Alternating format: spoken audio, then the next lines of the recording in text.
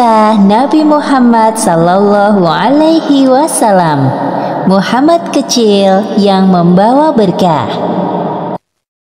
Bayi Muhammad disusui oleh Halimah As-Sa'diyah selama 2 tahun, lalu dilanjutkan dalam pengasuhannya hingga usia 5 tahun. Selama diasuh oleh keluarga Halimah, Muhammad kecil membawa banyak keberkahan dalam kehidupan mereka. Namun di akhir masa pengasuhan Muhammad terjadi peristiwa Syaq al-Sadr, yaitu pembelahan dada yang membuat Halimah khawatir akan keselamatan anak susuannya itu. Telah menjadi tradisi baik di kalangan wanita Mekah yang baru melahirkan untuk menyusukan bayi mereka kepada wanita-wanita yang tinggal di dusun atau pedesaan. Kondisi pedesaan yang segar dan lingkungan yang masih alami membuat anak-anak tumbuh dengan sehat, kuat, dan dapat berbahasa Arab dengan fasih. Sebelum kedatangan para wanita dari Bani Sa'ad, Muhammad sempat disusui oleh Suwaibah, budak perempuan Abu Lahab. Abu Lahab adalah satu di antara paman Muhammad dari garis keturunan ayahnya. Wahai suamiku, semoga kita dapat anak bangsawan kaya seperti teman-temanku. Saat ini hidup kita sangat sulit. Ya, aku pun berharap sama seperti engkau. Mengingat hasil panen ladang kita tahun ini gagal dikarenakan paceklik yang melanda Taif.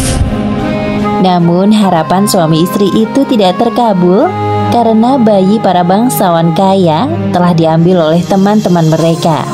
Hanya tersisa 1 bayi dalam gendongan ibunya. Bayi itu adalah Muhammad. Wahai saudaraku, bawalah bayiku ini bersama kalian. Ayah bayi ini telah meninggal, jadi tinggal aku dan kakeknya yang mengasuhnya. Raut wajah Halimah tampak kecewa mendengar pernyataan Aminah. Sikapnya sama seperti wanita Bani Sa'ad lain yang menolak menyusui Muhammad karena ia anak yatim. Wahai suamiku, bagaimana ini? Semua bayi telah dibawa pulang oleh teman-teman kita.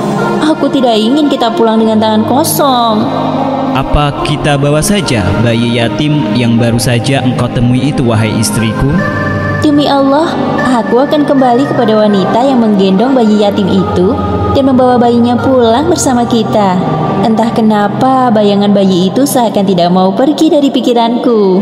Semoga keputusan kita ini dapat membawa keberkahan. Ayo, lekas kita temui ibu itu lagi. Akhirnya Halimah dan Harits bin Abdu al-Uzza menemui Aminah dan bayinya. Di satu sisi Aminah merasa lega, namun di sisi lain ia sedih harus berpisah dengan Muhammad. Aku mohon, jaga baik-baik Muhammadku. Kelak dia akan menjadi orang besar dan berpengaruh. Amin. Kami akan berusaha memberikan yang terbaik untuk anakmu. Selamat jalan, wahai anakku. Ibu akan menunggumu di sini. Setelah berpamitan dengan Aminah, Halimah menunggangi keledainya yang kurus. Tiba-tiba ia merasakan keanehan pada keledainya. Aneh sekali, aku seperti tidak sedang membawa beban. Bayi ini sangat ringan, dan juga keledaiku ini seperti bertambah kuat saja. Padahal sewaktu berangkat ke Mekah kemarin, ia berjalan sangat lambat. Tidak hanya itu, sesampainya di rumah, Halimah merasakan keanehan lain. Setelah menyusui Muhammad, baru kemudian Halimah menyusui bayinya sendiri. Alhamdulillah, bayi ini menyusu dengan lahap. Semoga dia betah tinggal di rumah kecil kita ya suamiku. Semoga ini pertanda baik, wahai istriku. Lihatlah bayi kita. Ia tertidur pulas, tidak seperti malam-malam biasanya yang menangis terus. Ketika suami Halimah mengecek ke dalam kandang ternak, ia dapati unta mereka mengeluarkan susu. Padahal unta itu cukup tua dan sudah tidak mengeluarkan susu setetes pun sebelumnya. Wahai istriku, pasti engkau tidak percaya apa yang aku bawa. Coba, minumlah. Apa ini? Susu unta? Ya, benar. Unta tua kita akhirnya mengeluarkan susu lagi. Engkau telah mengambil anak yang penuh berkah, wahai istriku. Demi Allah, Muhammad benar-benar membawa keberkahan dalam keluarga kita. Setelah beberapa waktu berlalu, pasangan suami istri itu dikejutkan dengan pemandangan asri di depan rumah. Subhanallah, tanah yang sebelumnya kering menjadi subur. Lihat juga kambing-kambing kita yang kurus menjadi gemuk. Terima kasih ya Allah atas semua nikmat-Mu. Keberkahan demi keberkahan dirasakan oleh keluarga Halimah setelah kedatangan Muhammad. Itulah balasan atas ketulusan mereka dalam merawat dan menyayangi Muhammad. Tak terasa 2 tahun berlalu begitu cepat. Tiba saatnya Halimah mengembalikan Muhammad kembali ke pangkuan Aminah. Ibu dan anak itu saling melepaskan kerinduan setelah 2 tahun berpisah. Anakku tersayang, engkau sudah besar dan tampak sehat sekali. Ibu sangat merindukanmu. Melihat hal itu, Halimah dan Harits merasa terharu. Keduanya saling berpandangan. Dengan apa aku dapat membalas kebaikan kalian? Sebenarnya kami sangat bersyukur bisa merawat Muhammad. Ia sudah kami anggap seperti anak sendiri. Jikalau diizinkan, kami ingin merawat Muhammad lebih lama lagi. Bukan bermaksud lancang, wahai Ibu Muhammad. Aku dengar Mekah sedang dilanda wabah penyakit. Apa tidak sebaiknya Muhammad tinggal bersama keluarga kami di dusun Bani Sa'ad? Terkait permintaan kalian, aku perlu berdiskusi terlebih dahulu dengan kakeknya. Tidak lama kemudian, Abdul Muthalib datang. Beliau memberikan keputusan yang bijak. Aminah menyadari bahwa usulan Halimah dan suaminya itu baik. Meskipun sebenarnya ia masih merasa berat jika harus berpisah dengan Muhammad secepat ini. Sejujurnya aku sangat senang melihat cucuku ini tumbuh dengan sehat. Jadi keputusanku demi kebaikannya juga. Kami izinkan Muhammad kembali ke dusun Bani Sa'ad sampai usianya genap 5 tahun. Harapanku adalah kelak Muhammad dapat belajar berbicara dengan fasih karena terbiasa mendengar bahasa Arab yang murni. Meskipun berat, aku setuju dengan keputusan kakek. Namun, untuk beberapa hari ini, biarkan Muhammad bersamaku. Setelah itu, kalian boleh membawanya pulang ke Taif. Terima kasih atas kebaikan kalian berdua. Kami sangat bersyukur dapat kembali merawat Muhammad. Halimah dan suaminya memiliki 3 orang anak. Namanya Abdullah, Unaisah, dan Syaimah. Mereka semua menjadi saudara sepersusuan Muhammad. Belum genap di usianya 4 tahun, Muhammad ikut menggembala kambing bersama saudara-saudaranya. Pada saat itulah terjadi peristiwa pembelahan dada Muhammad oleh malaikat yang menyamar menjadi manusia. Ibu, Muhammad kita. Hah? Muhammad kenapa, nak? Muhammad dibunuh oleh seseorang. Hah? Yang benar saja.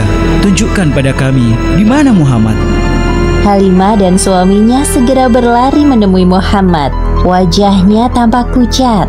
Halimah langsung memeluk Muhammad dan menanyainya, "Apa yang terjadi padamu, nak?" Kemudian Muhammad menceritakan peristiwa yang barusan terjadi kepadanya. Seperti yang disebutkan dalam hadis riwayat Muslim nomor 162. Rasulullah Shallallahu Alaihi Wasallam didatangi malaikat Jibril ketika beliau Shallallahu Alaihi Wasallam sedang bermain dengan beberapa anak. Jibril kemudian menangkapnya, menelentangkannya, lalu Jibril membelah dada beliau. Jibril mengeluarkan hatinya dan mengeluarkan dari hati beliau segumpal darah beku sambil mengatakan, "Ini adalah bagian setan darimu." Jibril kemudian mencucinya dalam wadah yang terbuat dari emas dengan air zam-zam. Lalu ditumpuk, kemudian dikembalikan ke tempatnya. "Wahai suamiku, perasaanku tidak enak. Secepatnya aku akan membawanya kembali ke Mekah. Aku takut setan telah menggodanya." Iya, kalian berdua berhati-hatilah. Setelah peristiwa menggemparkan itu, Halimah bermaksud menyerahkan Muhammad kepada ibunya sebelum waktu yang ditentukan. "Wahai saudariku, apa terjadi sesuatu pada putraku sehingga membuatmu menemuiku sebelum waktu yang telah kita sepakati?" "Iya, memang terjadi sesuatu kepada putramu. aku rasa kami telah menyelesaikan tugas untuk mengasuhnya. Sekarang saatnya aku kembalikan ia kepadamu. Tunggu, katakan dengan jelas agar aku bisa mengerti sebenarnya apa yang terjadi pada Muhammad. Halimah menceritakan peristiwa pembelahan dada Muhammad kepada Aminah dengan suara yang terbata-bata. Sedangkan Aminah dengan tenang mendengarkan penjelasan Halimah. Wahai ibu susu anakku, demi Allah, setan tidak mempunyai daya upaya untuk merasuki tubuh anak suci ini. Masih ingatkah engkau? Aku pernah mengatakan kepadamu bahwa kelak Muhammad ini akan menjadi orang besar. Sewaktu aku mengandungnya, aku merasakan banyak keajaiban. Apakah keajaiban itu juga terjadi kepada keluargamu? Iya, kami merasakan banyak keberkahan sejak mengasuh putramu. Jadi tenanglah wahai saudariku, jangan khawatir. Insya Allah Muhammad selalu dilindungi olehnya. Aku dan kakeknya telah mempercayakan pengasuhan Muhammad kepadamu. Setelah mendengar penjelasan Aminah, Halimah dapat bernafas lega. Semua ketakutannya sirna.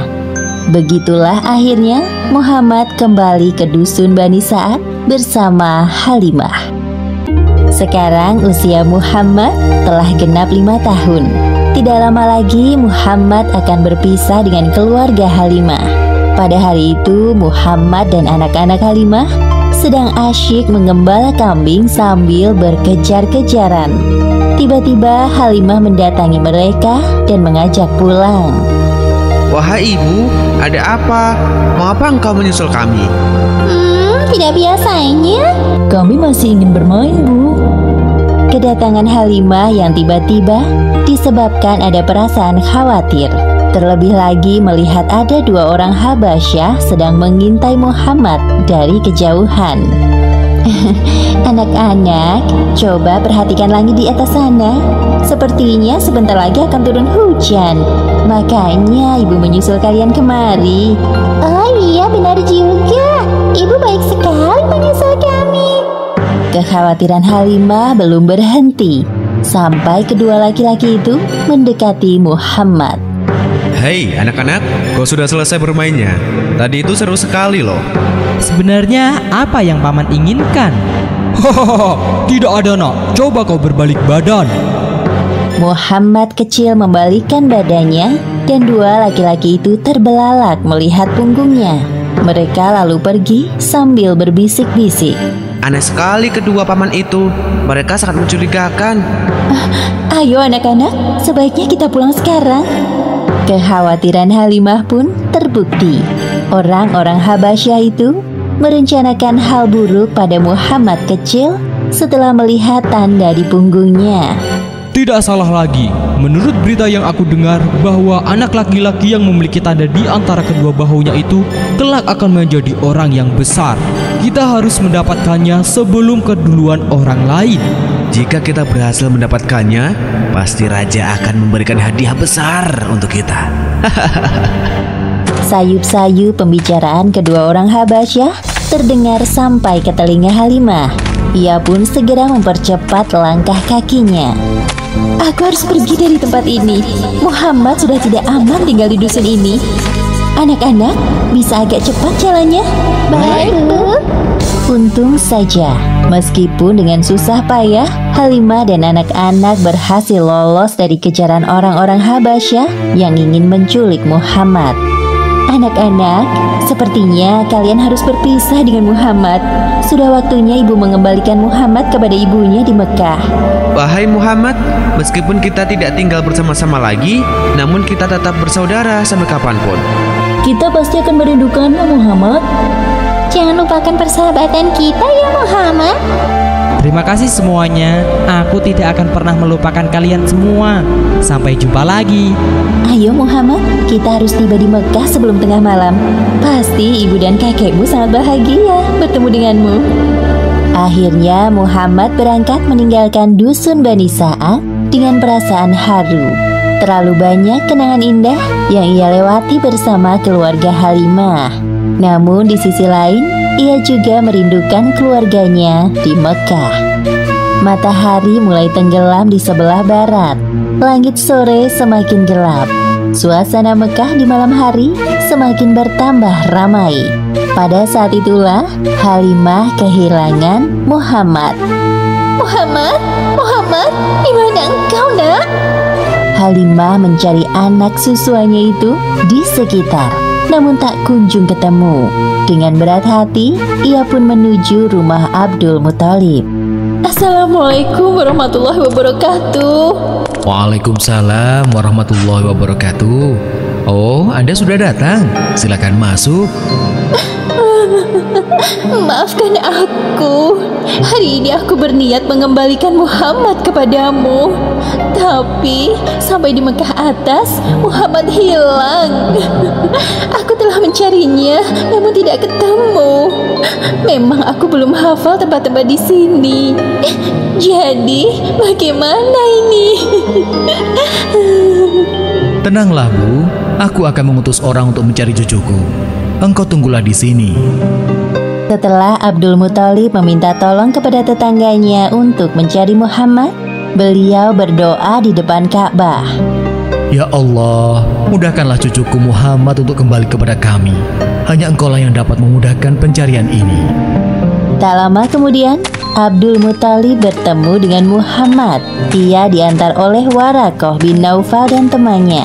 Ternyata secepat itu Allah Subhanahu wa Ta'ala mengabulkan doa Abdul Muthalib. Kemarilah, wahai cucuku. Aku tadi menemukan cucumu di daerah Mekah atas. Sepertinya ia tertinggal jejak pengasuhnya. Terima kasih, saudaraku. Sama-sama. Kami pamit dulu. Setelah kepergian Waraqah, Abdul Muthalib mengajak Muhammad untuk bertawaf di Ka'bah. Wahai cucuku, sekarang mari kita bertemu dengan ibumu. Beliau sangat cemas kehilanganmu di perjalanan tadi. Sesampainya di rumah kakeknya, Muhammad kecil meminta maaf kepada Halimah karena telah membuatnya cemas. Saat itu juga Muhammad harus berpisah dengan ibu susuan yang telah merawatnya selama 5 tahun. Selamat tinggal anakku. Aku selalu mendoakanmu. Semoga engkau menjadi orang besar seperti harapan ibumu. Demikianlah akhir kisah Muhammad kecil yang membawa keberkahan bagi orang di sekitarnya.